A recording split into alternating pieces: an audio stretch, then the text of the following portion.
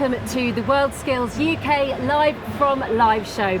We are here in the NEC in Birmingham, and it is day 2 of what is the UK's largest careers, skills and apprenticeships event. And there has been such a buzz both today and yesterday. So many young people pouring through these doors and exploring all that's on offer, and also being surprised along the way as well. It really is fantastic, and the atmosphere has been brilliant. Now, it's not just those potential employees that are coming here to see what's on offer. This is also a must-attend event for employers. Some of the UK's major educators, employers and organisations are all coming here to exhibit, and they're on the lookout for the next generation of high flyers. And as well as that, we've also got what I like to call the event showstopper going on, and that is the WorldSkills UK National Final, where 500 of the UK's most talented apprentices and students are battling it out in competition. It's going on right now, and they're doing that here at the NEC, and we've been talking to lots of former competitors to find out what it's all about and how that competition has actually helped their careers. Now, if you want to get involved and have your say or ask any questions, then feel free to use the hashtag WSUKLive. Get involved in the conversation. We really do encourage it. I'm here in the studio, but we also have Peter Pickering, who is out here, there and everywhere on the exhibition floor, interviewing people, sampling what's on offer and giving you a real feel for what it's like here at the event. Now, I'm joined in the studio by 2 lovely guests. Welcome, ladies. We have Dee Aylett-Smith, Head of Young People and Careers with WorldSkills UK, and also Jane Preston, Business Development Consultant with MKC Training. So welcome to both of you. Thank you. So just by way of introduction, can we just find out a little bit about what you do? So maybe if we start with you. Yeah. So I am Business Development Consultant with MKC Training. MKC Training train the Royal Engineers in construction and engineering, and my role is to engage with people and promote construction and engineering careers out to everybody. Brilliant.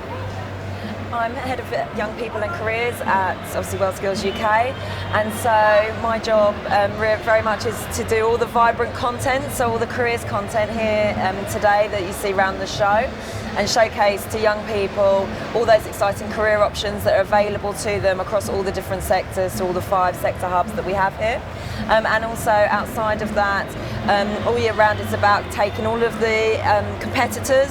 So after they finish competing, we turn them into skills champions because they really are our champions, and we send them out throughout the UK to really work with schools, colleges, local community groups to really inspire and empower those young people to think about careers in different sectors, but also apprenticeships, technical education, vocational learning pathways, so that whole host of opportunities that's available to them. So that's my best bit of my job, seeing those guys go out and inspire others. I bet. Well, I look forward to talking to you both about your experiences and perhaps some stories of young people that you've helped to sort of bring through their journey. But for you at home, the theme today is construction and infrastructure. And to kick things off, Peter Pickering was with the Balfour Beatty stand, so let's go and see where he is. We are now here, WorldSkills UK, in the middle of it all, and it is jam-packed. We're actually going to go and visit Balfour Beatty and find out all about what they do. So come along. Sorry, coming through, guys, coming through. Sorry, coming through. Hello, how you guys doing? You well? You well? Pleasure. So Shital, how you doing? I'm all right, yeah. I'm good, thank you. So tell me, why are you here and what do you do? We're Balfour Beatty. We are a multinational infrastructure group. We provide innovative and efficient infrastructure services here in UK. We got a range of projects here, ranging from Heathrow, HS2. We're working with the local authorities to come up with the innovative ideas, how we're delivering our projects and all that. And we're here to attract the youngsters, our next generation. I love that, next generation. So if I was the next gen, what opportunities are there for me? There are different structured apprentices. We've got apprenticeship ranging from either technical or managerial, and they've got variety of projects they can work on, and they can go join us from level 2 to level 6, get graduated and work in our industry. So you can go from level 2 to level 6? Level 2 to level 6. And so if I wanted to get involved, what do I need to do then? Well, we got leaflets in here. You can go on the website. You can make an application on our website from January, and it starts from next year, from summer. Wow, thank you so much, Shital. A pleasure, thank you. So we're now going to meet one of the apprentices from Balfour Beatty and find out a little bit more about their day-to-day. Hey, how you doing? Not bad, thanks. To you? Oh, pleasure. So what's your name and what are you here for? My name's Phoebe Guest and I'm a HR apprentice at Balfour Beatty. Pleasure to meet you, Phoebe. Nice to meet you too. Tell me, what is your day-to-day like? So working in HR, my day-to-day is looking after the people on the project who we work with. It could go to working in recruitment, so bringing people on board and just generally taking care of everyone, making sure they're paid, obviously. Obviously. Yeah. Things like that, yeah. So it could be a day of busy or a day of just doing the same. But What made you get into it? So I think HR kind of runs in my family, so there's always a kind of interest. It was always kind of wanting to help people, be able to do something to kind of challenge me a little bit as well. So yeah. I like that you said the word challenge because I see one over here. Do you think I could take a whack at it? All right. Hey guys, how you doing? So how's the challenge going so far? My mate's just done it in 1:30, so. 1:30. Do you think I could try it? Yeah? Okay. Do you think I could beat you? No. All right. Hold my mic. Let's try this. So what happens? Okay, so aim is take all the pieces apart and then put them back together in the quickest time possible. So just take them apart. Leave that bit down there though.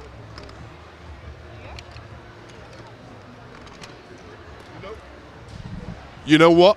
This actually is more difficult than I thought. Guys, can you help me out? Okay, we got 15 seconds. Let's go. Hold that. Let's go. Let's put it together.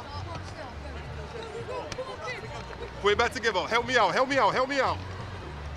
Oh. You know what? While they get to it, we're going to find out how it is back in the studio with you, Gemma. See you later.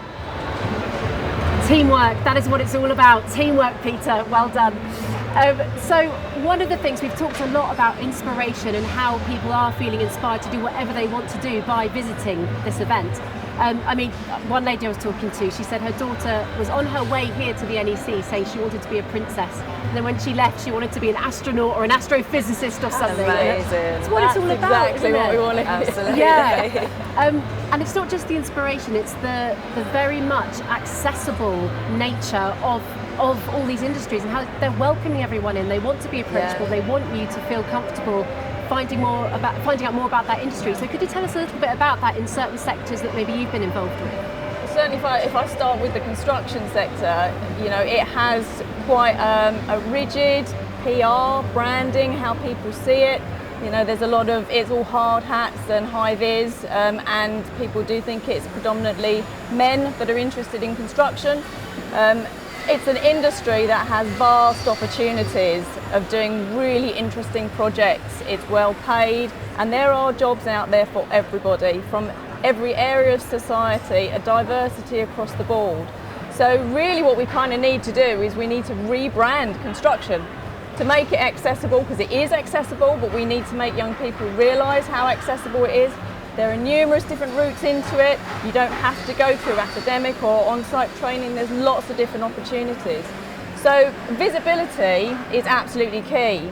So we need more people out there. So for example, women who are in construction need to be more visible, because young people need to see these people out there and think, actually that's somebody like me, maybe I could get into this.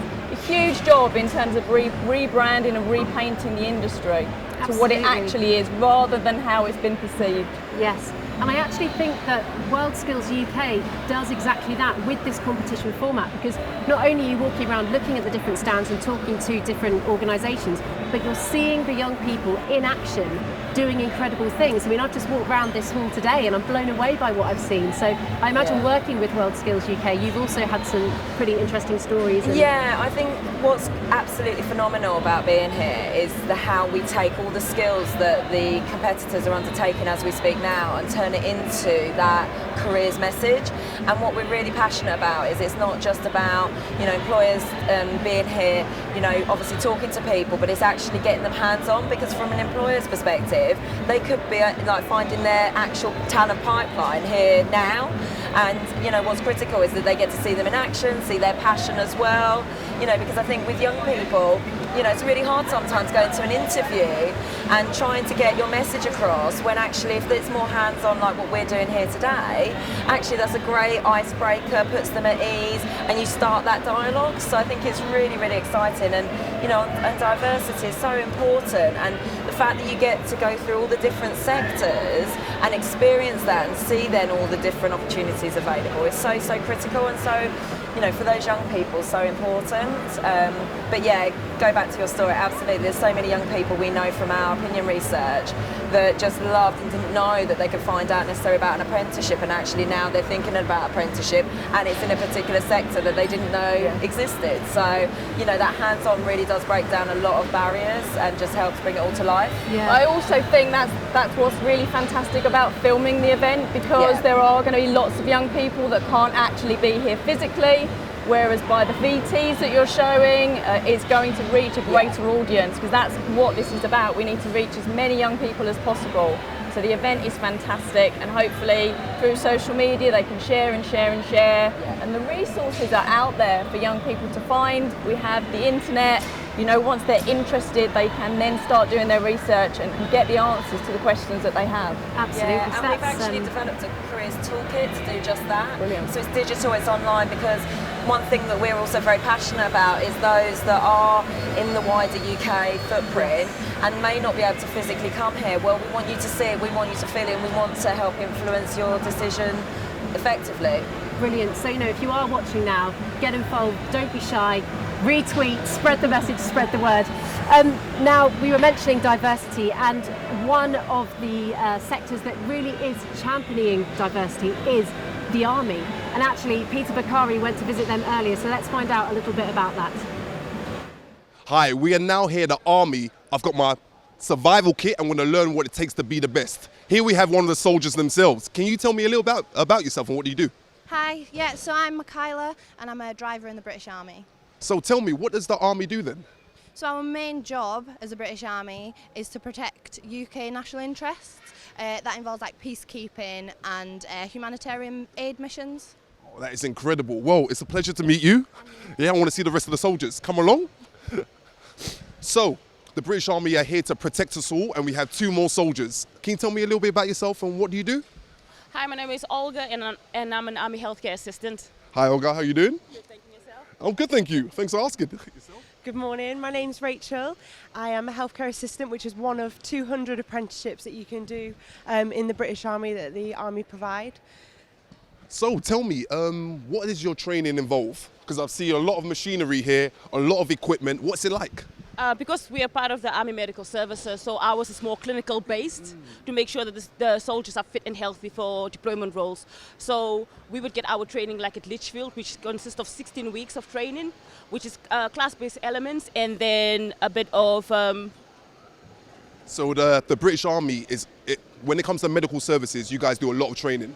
So 16 weeks, and what does that kind of involve? So 6 weeks are classroom based, where you're touching on biology and physiology and just ensuring that you're understanding the dynamics of how to look after a person and of the body. So we then go on to 6 weeks placements, where we get embedded into either basically a medical setting, so a ward or a hospital-based setting, really.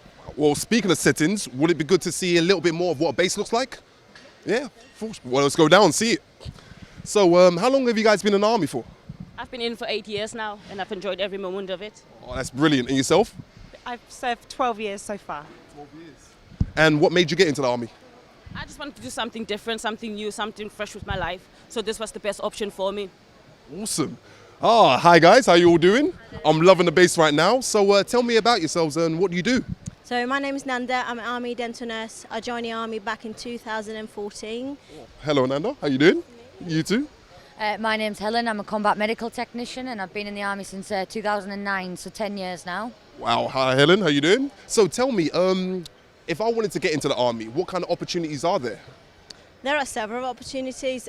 When I joined the Army, I didn't know what to do, so I went to the careers office and then they told me about all the 200 different job roles that we've got to choose from, and I just picked what was best, what suited. Just like that? Yeah, basically. And yourself? Yeah, so we obviously do quite a lot of apprenticeships. We have a lot of different job roles within the army, and each of those job roles will do a certain apprenticeship. So in mine we have a level 3 in healthcare support, so you can kind of get that from it. Back when I did it, I think it was only like a level 2, so it's going up and up as the years progress. So there are a lot of opportunities for you. In fact, can I have an opportunity of trying out some of the things here? Yeah? So what's this then? This is the BATIC, and it's basically testing your sort of reaction times, I think it's ready, yeah. flexibility, etc. All right, so yeah, you can have a go if you want. Right. Well, I think I'll have a go. Would you mind holding the mic? That's fine, that is fine. All right. So whenever you're ready, I want you to press the letter E, and then after 4 seconds it will then start, and then you're going to hit the lights, all right? All right then, let's do this.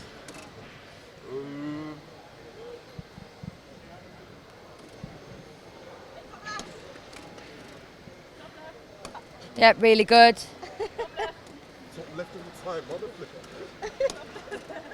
my God, you're really quick. Got a very quick reaction time.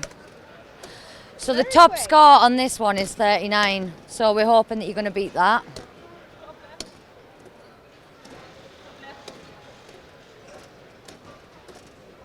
Oh my God. Really good. Come on, you need to beat it, you need to beat it. There we go. 36.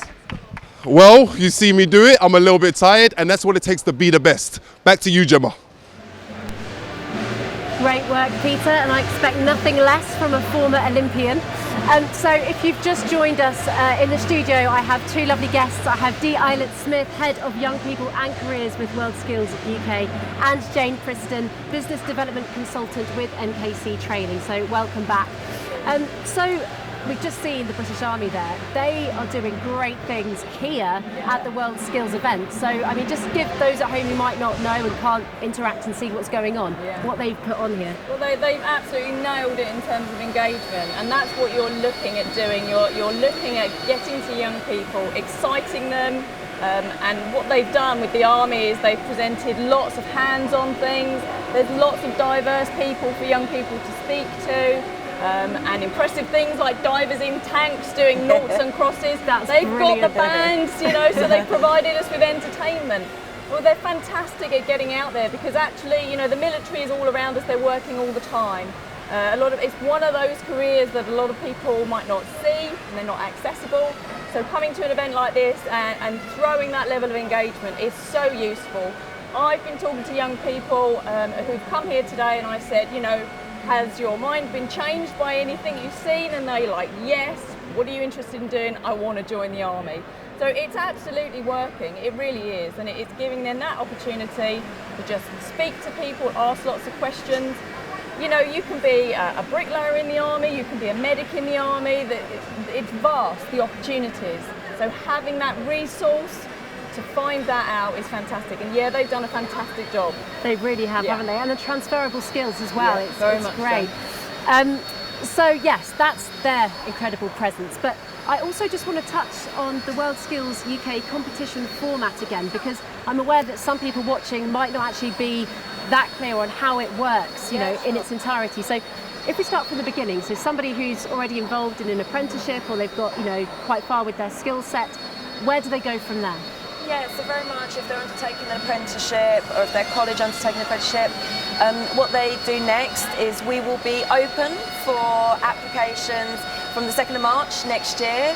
So actually not that long. No, not put that it in long. your diaries, everybody watching, Absolutely. 2nd of March. So we open our application 2nd of March. They then will work through and start that skill refinement piece, and then basically we hold regional heats throughout the UK around about May, June time, and then that's when we select those individuals that we here at live at the national final this time next year. So although it feels far away, it really, really isn't. But yeah, so very much as many people that we want to really register and be part of that competition, please do. And so they come here, and then it's a 3-day event. So they have different challenges. They have to compete yesterday, today, and then tomorrow. Yes. And then there's a big final on Saturday, tomorrow. Yeah, so depending on what skill, obviously there's time constraints and they all work to the skill that they're doing. Test projects get set, so they literally would not have found that out until yesterday.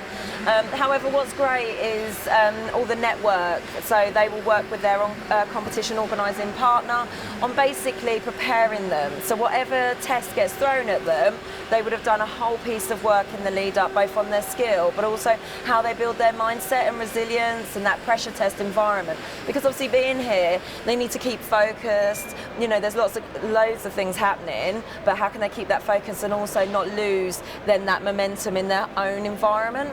And like you say, yeah, they compete yesterday, today, and then a bit of tomorrow, and then the finale, which they all very much deserve, no matter what happens, is the medal ceremony tomorrow night. And we have got a great event in store just to really celebrate their achievement, because like I say, no matter what happens, the fact that they're here, the fact that they've put themselves forward, and the fact that they have got their skill to that level is phenomenal.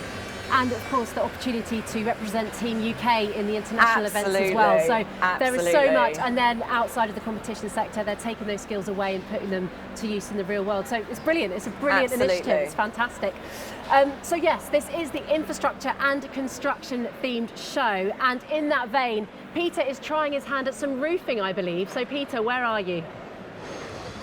And we are now here at the National Federation of Roofing Contractors, and things are going down. Try and say that 10 times upside down. Woo! So tell me, who are you? What are you doing here? I'm Matthew Ford. I'm here to help out the National Federation of Roofing Contractors on the hub. I got invited down by the BMI group earlier this year. I won their Apprentice of the Year. So I've come down just to help give the school children and anybody wanting to be a part of the roofing trade, just to have a go area, just to get people involved and raise awareness. By the way, congratulations. Hey, good job. What's a typical day today like in your apprenticeship? So I'll go to college in blocks of 2 weeks, learn on the job, go through various tasks which you have to complete to get the MVQ qualification. On a day-to-day working week, I will get up quite early in the morning, get onto site. We'll go onto site, complete our duties, and then... What's early? Usually set off at about 7 in the morning, maybe even earlier, get on site, start at 8. So there's no rest, is there? Maybe on a weekend, but maybe on a Sunday if we get them Saturdays in. Oh, nice. Tell me, what do your friends think of you working as an apprentice in this field? Yeah, it's trade, isn't it? Left school and went and got my apprenticeship. Just working in a job, it's good to have a trade, and usually people are asking me to go and fix their roofs as well in spare time, so it has its advantages. I think it's inspirational to have this kind of skill set, really. Yeah.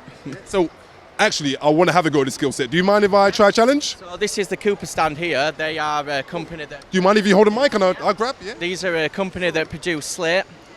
And so what am I doing right here then? So you'll want to pick up a slate, maybe the one that he's got with the heart on, then if we just take over.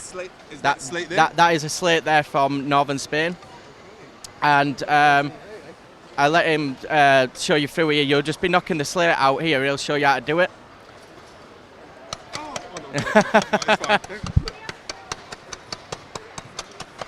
So this is more of decorative slate, but this is how you'd cut it if you were coming up to an abutment or if you're going to a verge or whatnot. All right, well, do you mind if I have a... Yeah, if you just let you take over.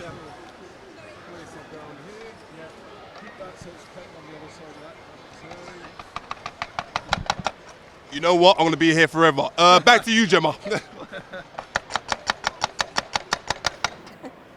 Loving the hard hat, Peter, loving it. So yes, another example of hands-on opportunities here at the show. And I think it's important to make the point that there's a lot of merit in, going to university, getting degrees, getting qualifications and building yourself up that way. But there's an equally valid route in going down the apprenticeships and the training and going hands-on, work experience. What would you guys say to that? I think, I'm absolutely passionate about promoting being skilled. We're losing a lot of our old, what I would call real craftsmanship skills, carpentry, bricklaying, the things we're still going to need them. Yes, we're facing a digital transformation within construction, but you still need people. And you can't beat stone. We've got stonemasons here. These are ancient skills that we're still promoting. So it's fantastic because for a while we've been slipping into pushing our young people to university, and let's face it, it's not for everyone. it wasn't for me. There's a lot of people that don't particularly fit well with an academic career.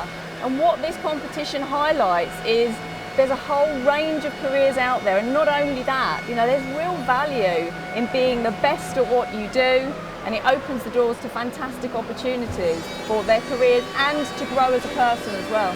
Yeah. Yeah, I couldn't agree more. I think there's absolutely, I'm a strong believer in there's a route for every young person, and especially it's just helping them unleash what that could look like for them. And it doesn't necessarily have to be in an academic route. You know, apprenticeships are now, so businesses are doing some phenomenal structure and opportunities of development in those apprenticeships. And I think at a time where digital is really pushing the boundaries on actual careers and traditional careers, and really kind of unleashing all these new careers that are open to people, an apprenticeship is a really great way of actually keeping up with the pace of way that role and that industry is actually going. So I think, yeah, absolutely, it's about how can we help young people say, well, you know what, that route might not be for you, but absolutely an apprenticeship and that hands-on, which, you know, we all know that environments are great for anyone learning, but it's got to be the right environment. So if it's a working environment, if it's hands-on, then let's really embrace that. Absolutely, and there's no sacrifice in terms of pay and potential for how much money you could make, is there? I mean, there's no correlation between qualifications and pay brackets. No, and you could argue, you know, with an apprenticeship, you're earning from the start, you're getting work experience, which is invaluable, and you're debt-free effectively if you manage your money well. But it gives you that opportunity to get qualified, be in the real world, because work experience is invaluable, and walking away with a qualification and a certificate isn't enough. You know, those professional skills that go towards supporting you as the whole person to make you the best at what you do. So yeah, it's fantastic opportunities out there. Yeah, and I think for young people, it's also look at the whole piece that they're looking for now. They want, you know, work-life balance. They're looking at what companies do from a corporate social responsibility perspective, and actually being embedded that in a business. They're part of all of that journey as well, straight away, and I think that that's really, really important. Absolutely, no, that's great. Thank you both for that. And I think we're going to head back to Peter now, and I believe he's visiting the CITB stand. Peter. Welcome. We are now here at CITB, and we've actually got a special guest, the CEO, Sarah, and she's going to tell us a little bit more about the company. Hi, Sarah. How you doing? Hi. Very pleased to be here. Oh, pleasure. So tell me, what does CITB do? CITB is the Construction Industry Training Board, and in short, we're here to make sure that the construction industry has the skills that they need when they need them. And when you say construction industry, what kind of opportunities are there? I couldn't go into them all. There are literally over 150 different occupations. That many? Absolutely. I'd encourage anyone that wants to find out to go to Go Construct website, where they can find out what all of those different occupations entail. So I've just gone to the website, I've signed up, and what am I to expect from being an apprentice?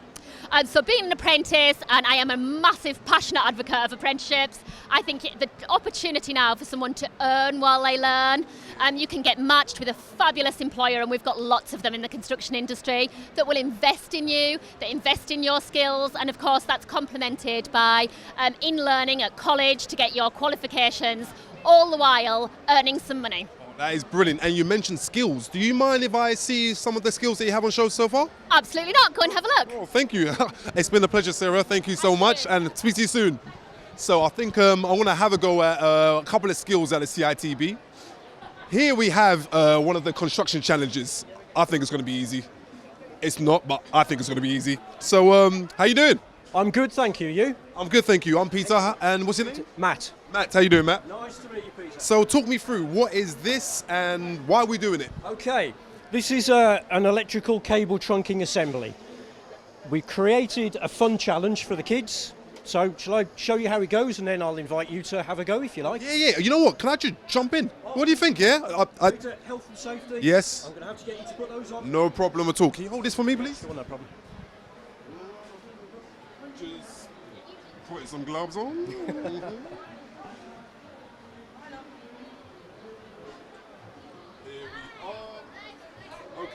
Okay. We're going to switch roles right now. So you're going to be the presenter right now. And Perfect. I'm going to have a go at this. Anytime Excellent. I speak, just give me that mic here. Yeah, no problem. Okay, so what am I doing? Okay, Peter, what you're going to do is you're going to take the middle section and put it here. So that corner there goes into that corner there. Yes. Perfect. Awesome. Yeah, easy enough. Okay, take that piece there and bring it over here. And we make a little join here. Second piece done. Yes. Take the third piece. Third piece. Make the same connection there so we can... Yes. Okay. Two short lids. Two short lids. One here, one here. Snap them on. Woo! There we go. There you go. Two long lids. I think I've got this. Oh, he's fumbled at the Come last on, Peter, hurdle. you can do it. Come on. Screwdriver. Screwdriver, and that's how we finish the challenge. I'll see you back in the studio, Gemma. Brilliant. That had a Crystal Maze feel about it. I hope you didn't get locked in. So, what I would love before we say goodbye to you both is just some words of wisdom from each of you, because you know you've had so much experience between you. So, anything you'd like to say to anyone watching at home in terms of starting out on your career journey? For me, it's actually those personal skills that it doesn't matter whether you go down the academic route or the apprenticeship or the hands-on skilled work.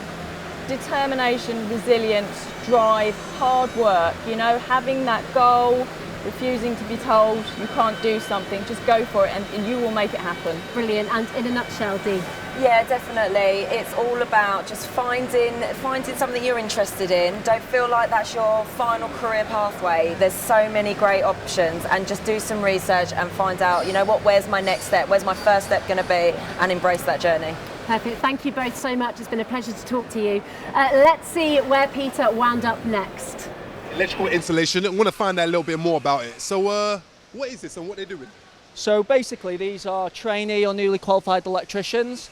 So if you look at the work they're doing, it covers the range of different cables, containment, and wiring systems that they could be doing. That's awesome. What are the benefits of doing something like this?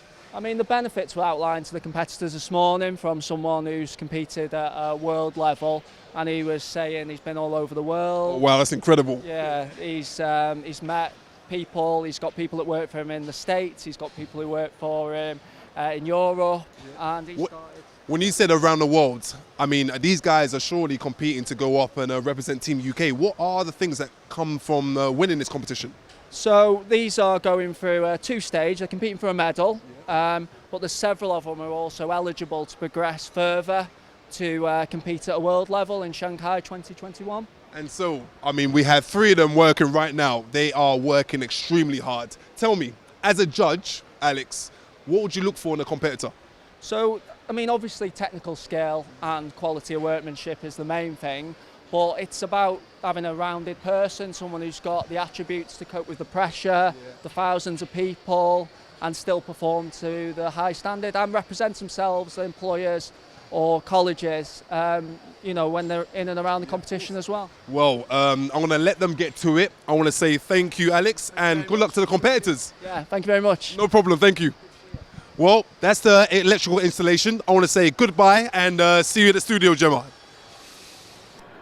And as if by magic, the beauty of television, we have Peter Pickering in the studio with me. Peter, welcome. Oh, thank you. I'm welcome glad to be here. to my world. Yes, indeed. Like it. But I want to talk about your world. So you've had a very busy 2 days, as we've seen, going all over the place. So just tell us a little bit about what you've been doing and what you've experienced firsthand out there. Well, first of all, I've seen up to 80,000 people walk past and experience every competitor and every stand. I mean, I've learned how to destroy a building, I've learned how to braid hair and learn what a lab technician does. It's been full. What career are you going to choose out of everything you've sampled? There's so many skills, I can't pick one. No, I don't blame you. Yeah. You were good at all of them. Oh, it's thank fine. you, thank you. I'm going to have another chat with you in a second, but I'm itching to see what you got up to earlier. And let's just say you went out with a bang. How about that? Roll VT. Okay, we're going to come back to that in a second. I did mention the magic of TV, but there are limits.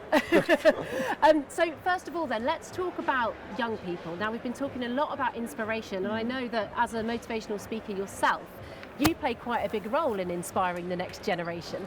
So what would you say to anyone out there who's in a bit of a quandary, not sure what direction to go to, or how in fact to approach the idea of the future? Because it can be quite overwhelming. Yeah, well, from what I've learned with the apprenticeships that are going on, I think it's really about what do you find inside yourself that you enjoy doing? Because there's so many apprenticeships out there that can tap into that passion and turn it into a skill set, which turns into a job, which could be a business. And it's a lifelong thing. Yes. So I mean, find out what you really like, and then find out what careers are connected to that. Yes, it's all about the passion. All about the passion. Definitely. And the theme during this event has been mental strength, and they're championing that across the board. Yeah. What can I ask you about what experiences you might have had in that realm, with your own career? What challenges have you come across, and how have you managed to find the tools to overcome them? Well, I mean, at the age of 18, I was given a chance to start playing a new sport, volleyball. And my coach just said to me, I believe in you that you can try and make the Olympic Games. But this was only within 4 years. So I had to train as hard as I could every single day, plus 30 hours for about 5 years to try and get there. And I mean, it's the same thing as what they're doing now. I mean, I did a sport. You change a sport to a skill, it's still the same thing. It's a competition, and we're trying to go for that gold. So I respect everything they're doing out there, and I just wish them luck in what they're doing.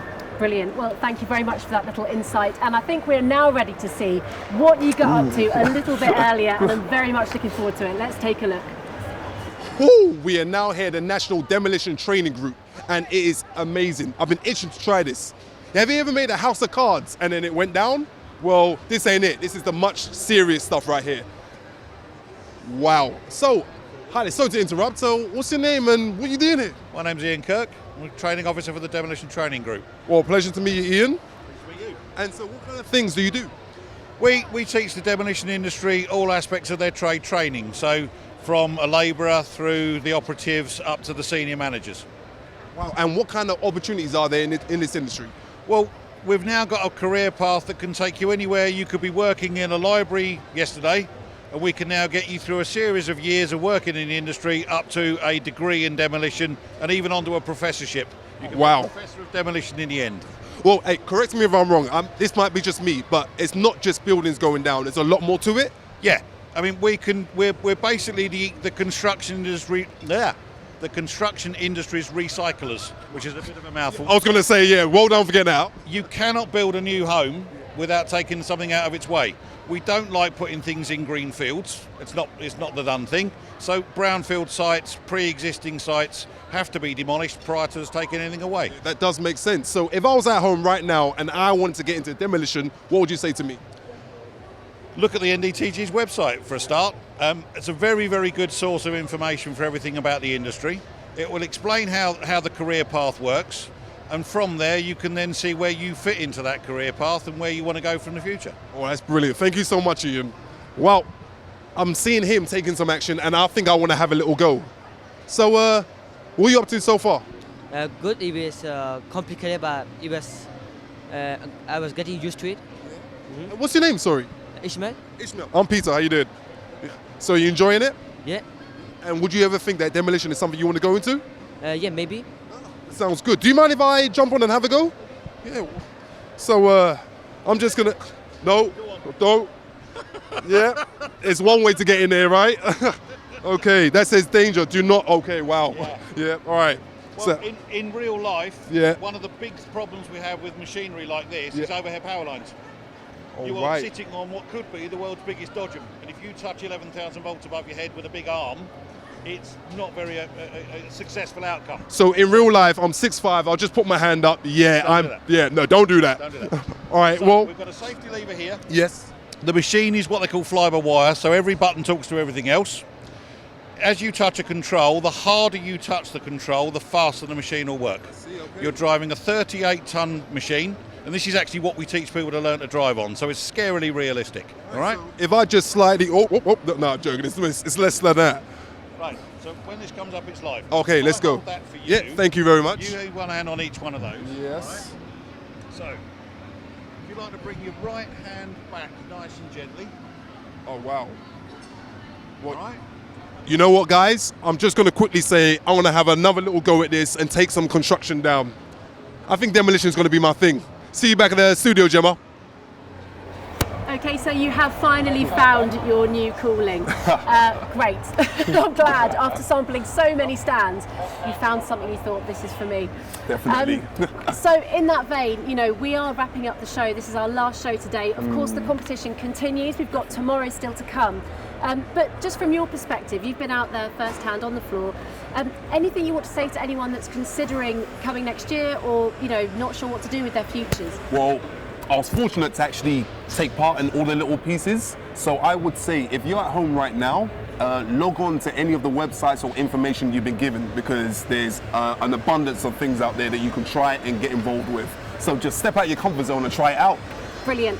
And thank you for that, Peter. No problem. And if you have just tuned in and you want to know what we're talking about or where the information is, just use the hashtag WSUKLive and have a look at the conversations that have been going on, and you will undoubtedly find your way to some important information and potentially your dream career. And all that I would say really is, just from the last few days, is be excited about your future, because we're not just talking about jobs and salaries, we're talking about the opportunity to get your passion, or make your passion, into something that you could do for the rest of your life and put your skills to something bigger than yourself even.